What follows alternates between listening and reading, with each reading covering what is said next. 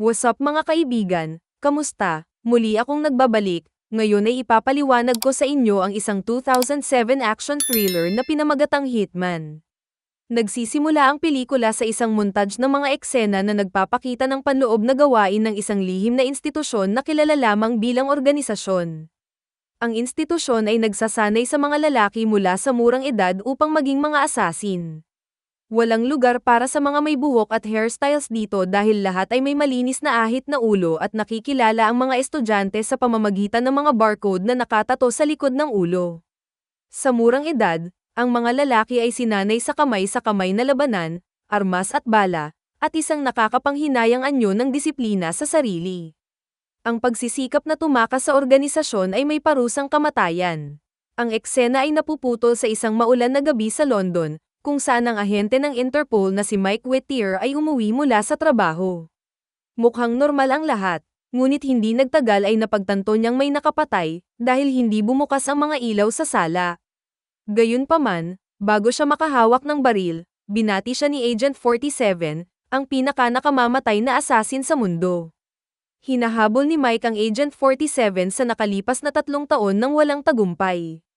Ang misteryosong mamamatay tao ay nakatutok ang kanyang baril kay Mike at pinagbantaan siyang maupo. Tiniyak niya sa ahente ng Interpol na hindi niya sasaktan ng sinuman sa bahay dahil gusto lang niyang makipag-usap. Habang nag-uusap ang dalawang lalaki, napunta ang eksena sa bansang Niger, 3 buwan bago ang kasalukuyang araw. Si Agent 47 ay walang awang itinulak pababa ang isang remote-controlled na bomba sa lalamunan ng isang sundalo na naunang umalis sa kampo ng warlord. Si 47 pagkatapos ay ibinigay ito pabalik, at ang tumalikod ay dadalhin sa kanyang base para sa kaparusahan. Bago may ugnay ng warlord ang mga tuldok tungkol sa kung ano ang nangyayari, pinindot ni Agent 47 ang switch at pinasabog ito upang ang lahat ay magkawatak-watak. Kasunod nito, dumating si Interpol Inspector Mike sa Niger kasunod ng trail ni Agent 47. Muli, huli na siya dahil walang bakas ng sospek. Sinabi ni Mike sa general ng hukbo ng Niger na ang insidenteng ito ay isa lamang sa daan-daang katulad na pagpaslang sa buong mundo na naging bahagi ng Agent 47.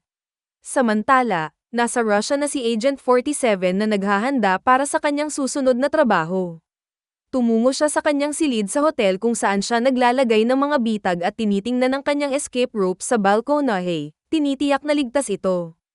Pagkatapos ay nag-login siya sa server ng kanyang amo kung saan binabati siya ng isang robotic na boses ng babae sa kanyang pinakabagong trabaho sa Africa. Gayunpaman, ang kanyang susunod na hit sa kasalukuyang presidente ng Russia, si Mikhail Belikov, ay na-move up ng ilang araw sa kahilingan ng kliyente, na nais ding maging publiko ang pagpatay. Si 47 ay nag-aatubili dahil ang mga biglaang pagbabago ay sumasalungat sa kanyang protocol. Salungat man ito sa kanyang bituka ay kanya pading tinatanggap. Ang isang file na naglalaman ng impormasyon tungkol kay Mikhail Belikov at sa kanyang kapatid na drug lord, si Udry Belikov, ay ipinadala sa kanyang computer. Pagkalipas ng ilang araw, dumating si Mikhail sa isang napakalaking rally at agad siyang pinalibutan ng press. Si 47 ay naglalayon at inasinta ang kanyang ulo bago mabilis na tumakas sa eksena. Pagkatapos ng trabaho ay mabilis niyang iniimpake ang kanyang mga bag at dumating sa istasyon ng tren ng St. Petersburg para umalis ng Russia.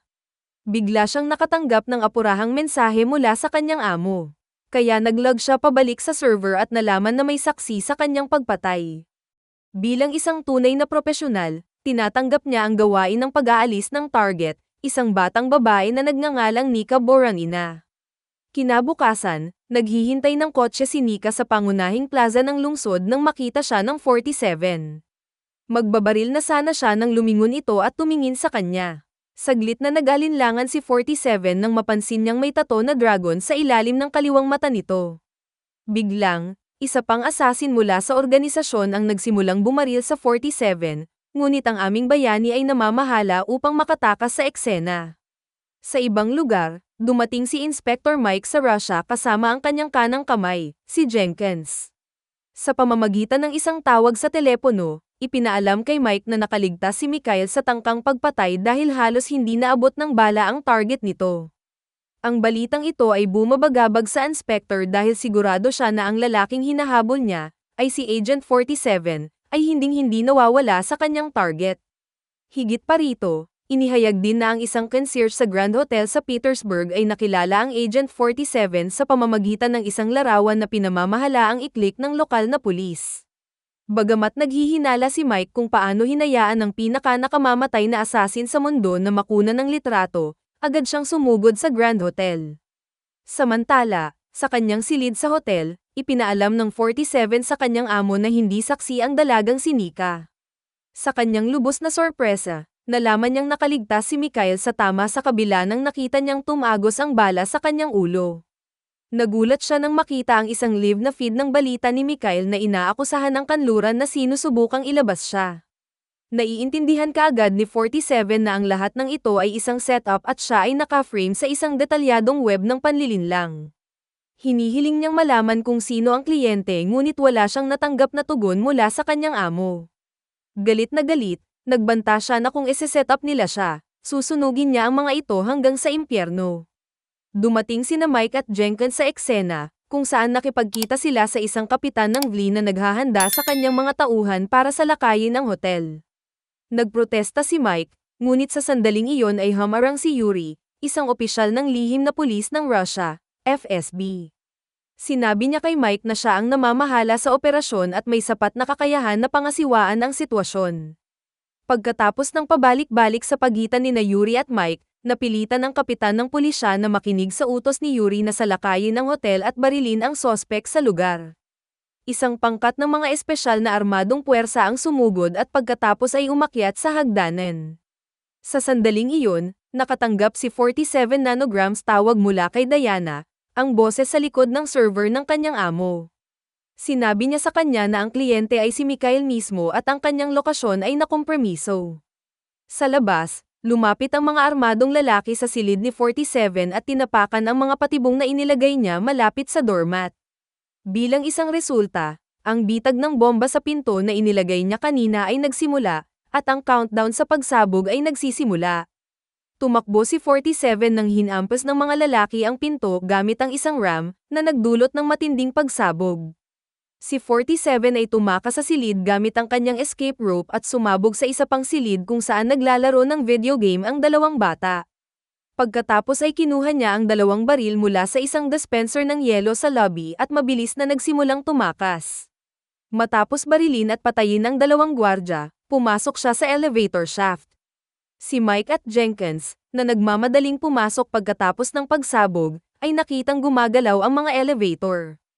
Tumakbo si Mike sa hagdan upang harangin siya, habang si Jenkins ay nananatili sa likod upang iulat ang sahig na tinitigilan nito. Samantala, si 47 ang nakarating sa itaas ng elevator kung saan 6 na armadong pulis ang naglalakbay. Marahas niyang binaril silang lahat bago pinapunta ang elevator sa ground floor. Nakita ni Jenkins ang elevator na papalapit at hinayla ang kanyang baril ngunit sinalubong siya ng mga bangkay. Pagkatapos ay nakita niyang nakabukas ang mga pinto sa ikatlong palapag at ibinalita ito kay Mike na sumugod doon. Makalipas ang ilang segundo, nahuli ni Mike ang 47 sa dulo ng lobby sa ikatlong palapag at tinutukan siya ng baril ngunit isang katulong ang natitisod sa pagitan nila na nagbigay ng pagkakataon sa 47 na lumipad at sumisid sa pool sa ibaba. Galit na nawala ang kanilang pangunahing target, bumalik sina Mike at Jenkins sa silid ng 47 upang makita na ito ay nasira. Nalaman ni Mike mula sa kapitan ng pulisya na nawalan siya ng 16 na lalaki at hiniling na pumalit, kung saan sinunod ng kapitan.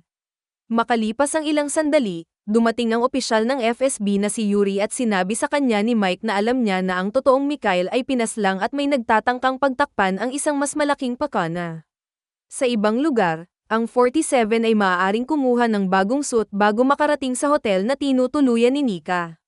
Dala ang isang palumpon ng mga rosas, pinindot niya ang kanyang doorbell, sinabi sa kanya na ipinadala ni Mikhail Belikov ang mga bulaklak. Ngunit nang sumagot siya, hinawakan siya nito habang tinutukan ng baril at sinabihan siyang kumuha ng Amerikana. Lumabas ang dalawa sa hotel, at inilagay niya siya sa kanyang bowl bago umalis sa isang ligtas na bahay. Dinala siya ni 47 sa isang lumang gusali sa labas ng bayan at sinimulang tanungin siya. Hindi pa nakikita ni Nika ang 47 kahapon sa mga lansangan nang naghihintay siyang makilala ang kanyang kasintahan na si Mikhail. Hinihiling din ni 47 na malaman kung paano nabubuhay pa si Mikhail, ngunit wala siyang alam. Si 47 ay nagbabanta gamit ang kanyang baril, at ipinaliwanag niya na maaaring gumamit si Mikhail ng body doubles. Nang malapit ng barilin ng assassin si Nika, nakita niya ang tattoo nito sa mukha at naalala kung paano niya nakuha ang kanyang barcode tattoo.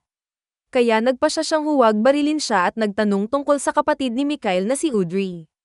Nalaman niya na si Audrey ay nagpapatakbo ng isang trafficking ring at pangangalakal ng baril. Pagkatapos ng pagtatanong, gusto ng 47 na sumama sa kanya si Nika, ngunit tumanggi siya sa panukala.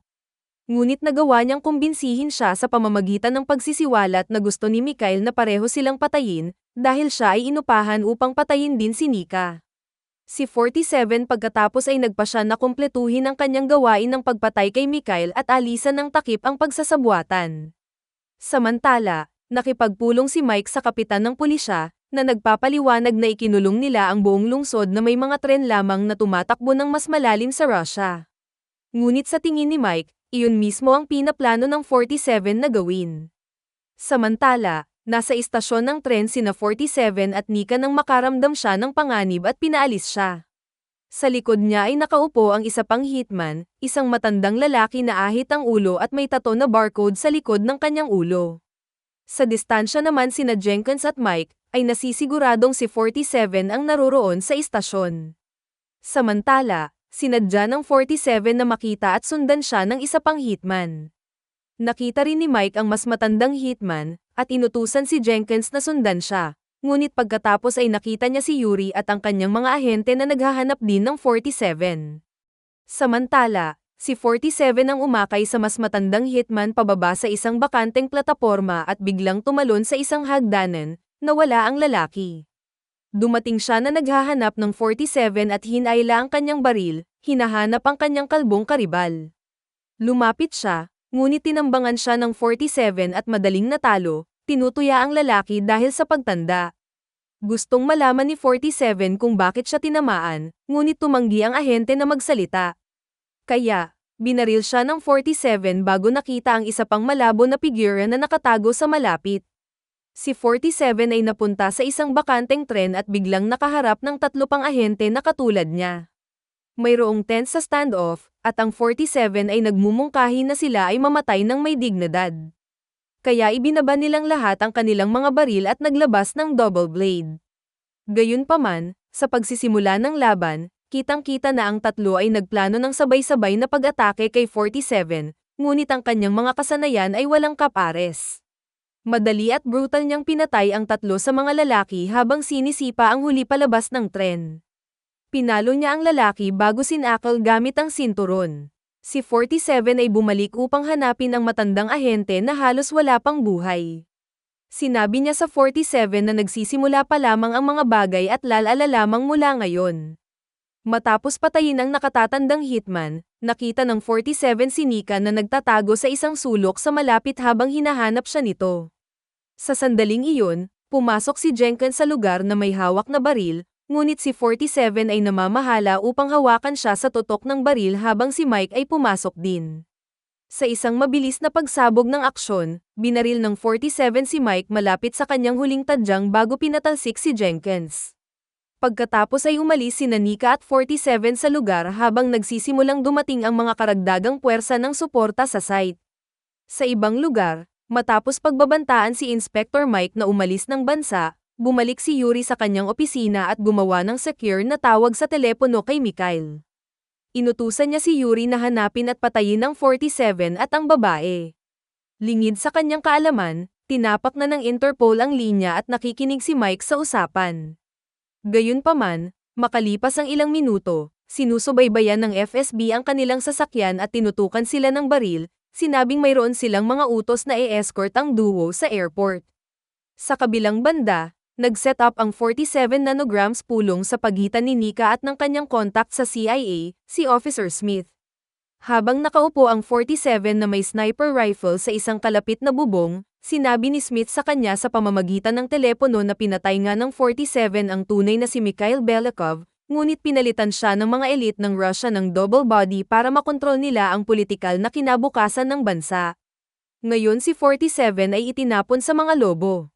Nag-aalok ang 47 na kunin ang kapatid ni Mikhail na si Audrey para sa CIA bilang kapalit ng isang maliit na pabor.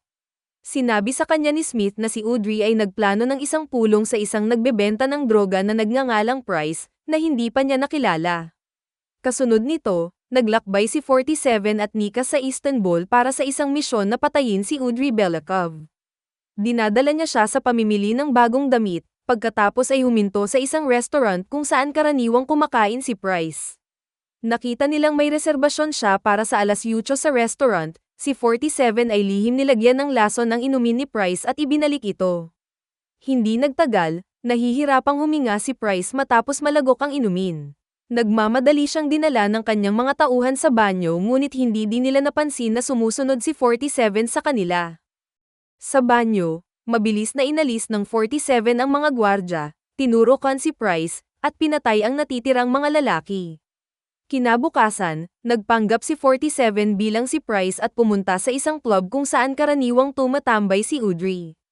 Isang lasing na si Audrey ang tumanggap sa kanya at naghahanda na makipagdeal, ngunit sa lalong madaling panahon na pagtanto na ang lalaking nasa harap niya ay isang impostor. Gayunpaman, pinaglalaroan ito ni Audrey at ipinakita ang kanyang mga baril para takutin siya. Biglang ibinato ng 47 ang kanyang briefcase na nag-trigger ng flashbang. Sa sumunod na kaguluhan, pinatay niya ang lahat gamit ang isang machine gun at sa huli ay pinatay niya si Audrey mismo. Kasunod nito, si 47 ang umambush at nagpatamba kay Yuri sa kanyang opisina. Nagising ang huli na nakatali sa isang bathtub na puno ng tubig at isang radio na nakatali sa kanyang kamay. Si 47 ay nagbabala sa kanya na utusan ang pagbaril kay Mikhail sa alas 2:30 ng hapong iyon, o isang generator ang sisipa at kukuryente sa kanya.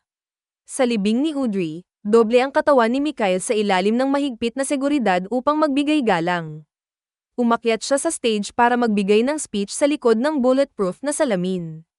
Ang isang desperado na si Yuri ay mayroon lamang 1 minuto upang magdesisyon habang nagbibilang ang timer. Nang wala nang natitirang pagpipilian, inutusan niya ang isa sa mga security sniper sa libing na barilin si Mikhail. Ang sniper ay pumutok ng 3 beses, nabasag ang salamin, ngunit si Mikhail ay nailigtas ng kanyang mga tauhan at dinala sa kaligtasan. Sa sandaling iyon, si 47, na nakabalat kayo sa kasuotan ng mga sundalo, ay tinambangan sila at pinatay ang lahat ng kanyang mga tauhan sa isang grenade zone ng mga bala. Samantala, ang mga ahente ng KGB ay naghahagis ng mga gas canister para patumbahin ang mga dumalo sa libing at i-lock ang buong simbahan, sa pag-aakalang si 47 ay nakulong. Hinawakan ni 47 si Mikhail at kinaladkad sa ibang silid, ngunit inatake siya ng isa pang mamamatay tao gamit ang isang sibat. Naglaban sila, at si 47 ay dahan-daang binugbog siya bago brutal na pinatay. Sa labas ng simbahan, dumating si Inspector Mike at nalaman na ang 47 ay nasa timog kanlurang tore. Naisip niya na ang mamamatay tao ay nagpaplanong tumakas sa pool malapit sa simbahan, at inutusan ang kanyang mga tauhan na magtipon sa paligid nito. Narinig ng mga opisyal ng KGB si Mike at tinawag ang kanilang mga tauhan na may baril upang salakayin ang timog kanlurang tore. Sa loob, itinatali ng 47 ang impostor sa isang upuan at hinihiling na malaman kung sino siya. Ngunit, nag-aalok ang lalaki na tulungan si 47 sa pamamagitan ng pag-aalok sa kanya ng isang normal na buhay. Isang walang awa na 47 ang tumanggi at pinagbabaril siya. Biglang lumitaw ang KGB gunship, napunit ang buong silid at ang bangkay ni Mikhail bago umalis. Si 47 ay nakaligtas sa mabangis na pagsalakay at nakaupong mag-isa habang si Mike at ang kanyang mga ahente ng Interpol ay sumugod sa silid at inaresto siya. Kaagad nilang isinakay siya sa isang jeep upang ihatid siya sa paliparan, ngunit mabilis silang naharang ng mga itim na sasakyan at napapaligiran ng mga ahente ng CIA. Lumabas si Officer Smith, sinabihan ang mga ahente ng Interpol na tumayo. Inaangkin niya na si Mike at ang kanyang koponan ay mga sospek sa mga aktibidad ng terorista. Ipinaalam sa kanya ng isang nalilitong Mike na dinadala lang nila ang isang kriminal na mamamatay tao para sa paglilitis. Ngunit sa pagbabalik ni Mike sa kanyang jeep, napagtanto niyang nakatakas si Agent 47. Humingi ng paumanhin ang isang mukhang mahiyain na si Smith para sa paghahalo bago umalis kasama ang kanyang mga tauhan. Sa pagtatapos ng pelikula, Pagkalipas ng ilang araw sa Russia, nakatanggap si Nika ng isang kasulatan na regalo mula kay Agent 47, na sinusubaybayan siya mula sa taas ng gusali na kung saan may patay na assassin sa kanyang paanan. Mag-subscribe para sa higit pang mga video na tulad nito, at huwag kalimutan mag-like, comment, share at i-on ang notification bell para matulungan ang aming channel. Hanggang sa muli, salamat!